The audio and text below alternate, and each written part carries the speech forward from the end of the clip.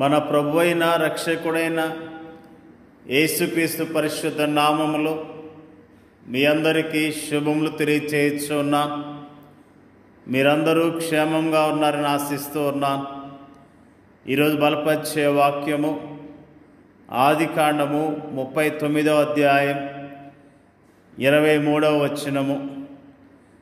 యెహోవా అతనికి తోడై ఉండెను కనుక ఆ చెరసాల అధిపతి అతని చేతికి అప్పగింపబడిన దేని గూర్చియు విచారణ చేయక ఉండెను. అతడు చేయనది యావత్తు యెహోవా సఫలమగునట్లు చేసెను. యోసేపు యొక్క జీవితము ఎంతో అద్భుతమైనది. ప్రారంభ దినాల్లో తండ్రి దగ్గర ఎంతో సంతోషంతో చక్కగా అతని జీవితం కొనసాగింది. అతని తల్లిదండ్రులు ఐశ్వర్యవంతులు, అతన్ని అధికంగా ప్రేమించారు. తండ్రి అతన్ని అధికంగా ప్రేమించాడు. తండ్రి తన కుమారుని పట్ల ఎంతో శ్రద్ధ చూపించినట్లుగా దేవుని యొక్క వాక్యము ఎంతో స్పష్టంగా తెలియజేస్తున్నది. వీటన్నిటికీ మించి దేవుడు అతనికి జ్ఞానము, సామర్థ్యము, అందము, సద్గుణం లాంటి అధికమైన ఆధిక్యతలను ఇచ్చాడు. దేవుని అందలి అతని ప్రేమ అతన్ని అమితముగా ఆశీర్వదించింది. వీటన్నిటి ఫలితముగా అన్నలు అతన్ని ద్వేషించడం ప్రారంభించారు. అక్కడే అతనికి కష్టాలు ప్రారంభమయ్యాయి. యోసేపు ప్రారంభ దినాల్లో సుఖంగా జీవించాడు. కానీ యవ్వన ప్రాయంలోనికి అడుగు పెడుతున్న సమయాల్లో అతని జీవితంలో ఎన్నో కష్టాలను ఎదుర్కొన్నట్లుగా దేవుని యొక్క వాక్యము స్పష్టంగా తెలియజేస్తున్నది. ఆదికాండములో యోసేపు గురించిన విషయాలు మనందరికీ తెలిసినవి. సొంత అన్నలు అతన్ని అమ్మివేశారు. అతన్ని బాగా మాటలతో బాధ పెట్టారు. అతని గురించి మరి చాలా చెడుగా చెప్పుకున్నారు. అంతేకాకుండా అతన్ని అమ్మివేసినప్పుడు అతడు యోసేపు ఐగుప్తులో బానిసగా మరొక వ్యక్తికి అమ్మివేయబడ్డాడు. అతని జీవితంలో అనుకోకుండా వచ్చిన పరిస్థితులు అతన్ని ఎంతగానో కృంగదీసినాయి. మరి ఐగుప్తు దేశంలో అతడు ఒంటరిగా ఉన్నప్పటికీ యోసేపు దేవుని ఆశ్రయించి దేవుని మీద ఆశ పెట్టుకొని జీవించినట్లుగా దేవుని యొక్క వాక్యము ఎంతో స్పష్టంగా తెలియజేస్తున్నది. ప్రతి విషయములో దేవుని సహాయాన్ని పొందుకుంటూ వచ్చాడు. దేవుని యొక్క కాపుదలను పొందుకున్నాడు. దేవుడిచ్చే ఆదరణ పొందుకున్నాడు. పరాయి దేశములో, పరాయి ప్రాంతంలో, తన వారంటూ ఎవరూ లేని ప్రదేశంలో అతనికి ఏకైక స్నేహితుడు దేవుడే అన్న విషయాన్ని మనం జ్ఞాపకం చేసుకుంటూ ఉన్నాం. నిజంగా యోసేపు ఆ యొక్క ఐగుప్తులో పని చేస్తూ ఉన్నప్పుడు అతని జీవితంలో ఎంతగానో వృద్ధి చెందినట్లుగా, క్రమక్రమముగా అతడు దీవించబడ్డట్లుగా దేవుని యొక్క వాక్యము తెలియజేస్తున్నది. ఊహించని రీతిగా ఆ ఇంటి యజమానురాల ద్వారా పెద్ద సమస్య ఎదుర్కోవాల్సి వచ్చింది. పాపానికి దూరముగా పారిపోవటం ద్వారా యజమానుడి యొక్క భార్య పగబట్టి అతని గురించి చెడుగా చెప్పి చెరసాల్లో వేయించినట్లుగా దేవుని యొక్క వాక్యము తెలియజేస్తున్నది. ఆ చెరసాల్లో ఉన్నప్పుడు దేవుడు అతనికి తోడుగా ఉన్నట్లుగా మనం జ్ఞాపకం చేసుకుంటున్నాం. అయితే యెహోవా యోసేపునకు తోడై ఉండి అతని యందు కనికెరపడి అతని మీద ఆ చెరసాల యొక్క అధిపతికి కటాక్షం కొన్నట్లు చేసెను.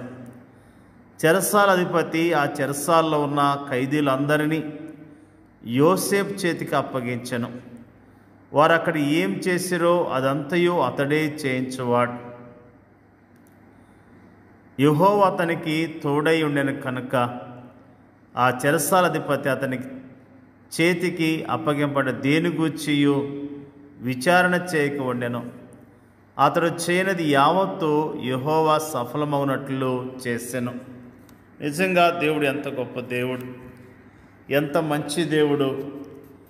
వాస్తవానికి ఇన్ని కష్టాలు, ఇంతటి శ్రమానుభవాలు అనుభవించేందుకు యోసేపు ఏ పాపం చేయలేదు, ఏ చిన్న తప్పు కూడా చేయలేదు. అయినప్పటికీ అతడు తన శ్రేష్టమైన యవ్వన కాలాన్ని కష్టాల్లోనూ, శ్రమల్లోనూ, నిందల్లోనూ, అవమానాలను గడపవలసి వచ్చింది. అది ఆనాటి యోసేపు పరిస్థితి. ఆనాటి సామాజిక పరిస్థితికి అతని జీవితం అద్దం పడుతుంది.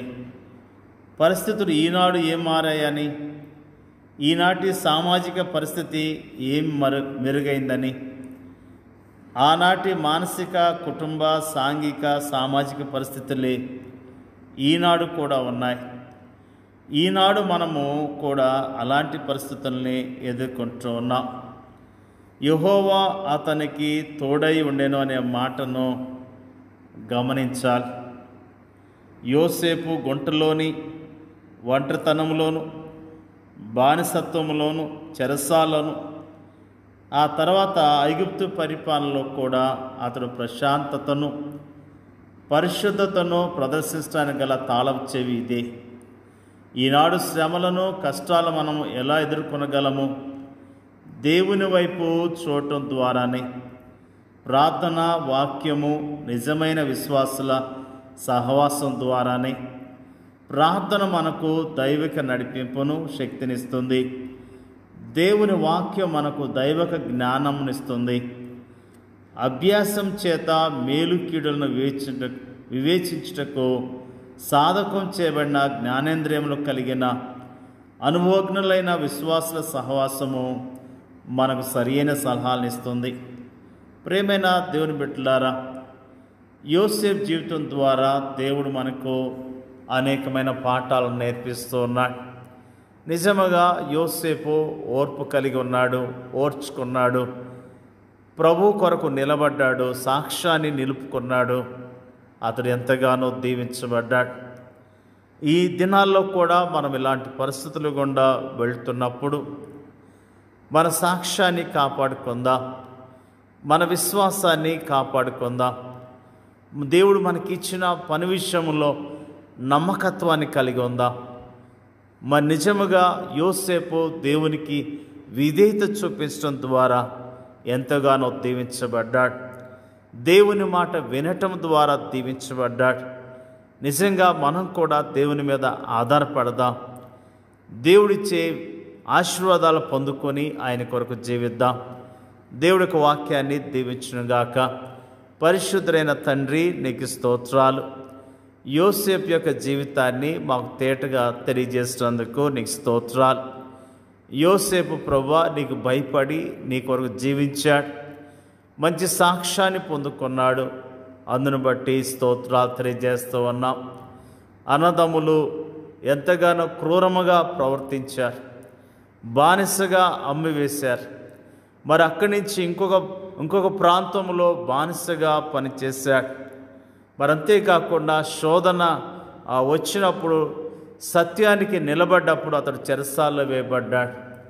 ప్రభువా నీ కొరకు నమ్మకత్వాన్ని కలిగిన యోసేపు జీవితాన్ని జ్ఞాపకం చేస్తున్నందుకు నీకు స్తోత్రాలు. మేము నీ ప్రజలముగా నమ్మకత్వం కలిగి యోగ్యముగా నీ కొరకు జీవించడానికి మీరే సహాయం చేయండి అయ్యా. స్తోత్రాలు అయ్యా. శ్రమల్లో ఉన్నవారిని జ్ఞాపకం చేసుకోండి, నిందలు అవమానాల్లో ఉన్నవారిని జ్ఞాపకం చేసుకొని మీరు ఆదరించండి అయ్యా. ప్రార్థన చేయించున్నాం. ఎలాంటి శ్రమలు కష్టాలు వచ్చినా ప్రభు మాకు తోడై ఉన్నాడనే ధైర్యం కలిగి విశ్వాసంతో జీవించడానికి నీ కృపను మెండుగా దయచేయమని యేసుక్రీస్తు నామంలో అడుగుచున్నాం తండ్రి. ఆమేన్.